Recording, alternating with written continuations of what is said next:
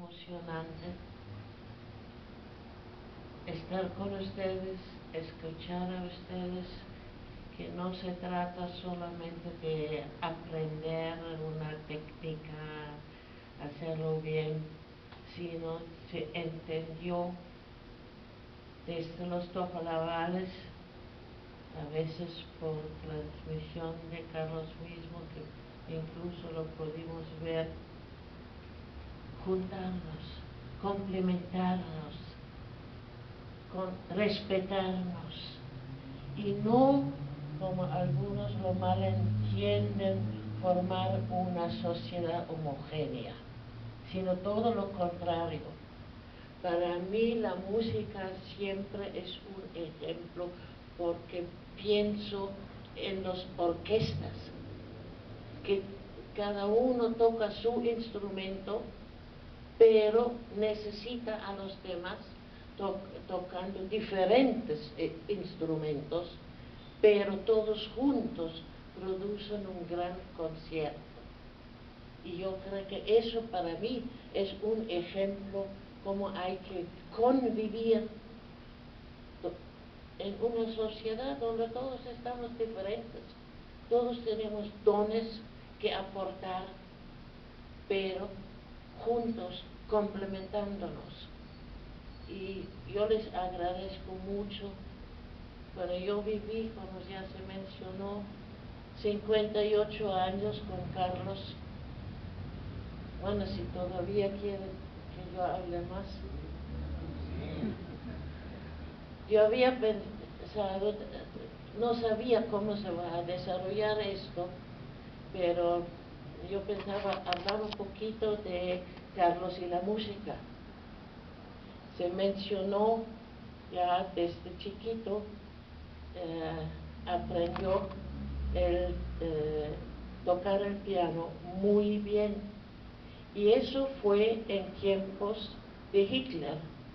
Cuando llegó el nazismo a Alemania, los músicos judíos en la universidad, en otros lugares, perdieron inmediatamente su trabajo.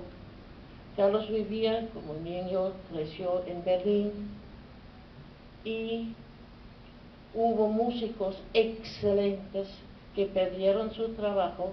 Entonces varias familias se juntaron y dijeron, tenemos que ayudar a estos músicos judíos, y dijeron, si estarían dispuestos a enseñar a sus niños de estas familias. Y así Carlos tuvo la suerte de ser enseñado por, iba a decir el nombre del músico, pero perdonen, ya soy vieja, se me van los nombres. Ay, qué vergüenza. Sí, pero son cosas que pasaron durante el nazismo que poco se conoce. Gracias a este maestro judío, Carlos desde chiquito aprendió no solamente tocar muy bien el piano, sino entender la música que quiere expresar. Discutieron o explicaron las óperas, cómo está la estructura de una ópera, y también la vida de los músicos, porque los que conocen algo de nuestra biblioteca que guardamos hasta ahora, no solamente tenemos la música de Bach, de Beethoven, Schubert, Haydn, etc., los clásicos que Carlos tocó, sino también obras sobre la vida de los músicos. Y cuántas veces me platicó el pobre Schubert, cómo es posible que tenía tanto hambre, que buscaba quién le va a dar un pan. Sentir los músicos en su tiempo, en su sociedad, etc. De todos modos, a los 10 años Carlos dio su primer concierto tocando Beethoven.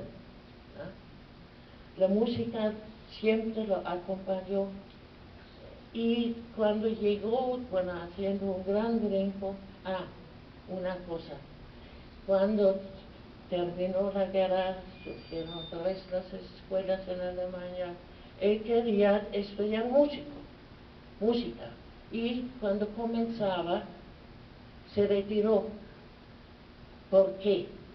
Dice, estos músicos o estudiantes de música no saben hablar de otra cosa que música. Eso no es suficiente, es demasiado. Tiene que entender su sociedad. Y yo creo que después se dedicó a las humanidades.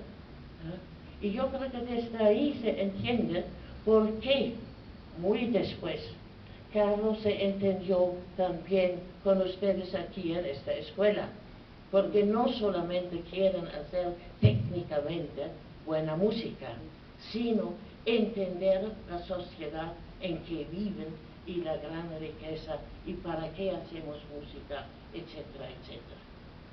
Está ahí.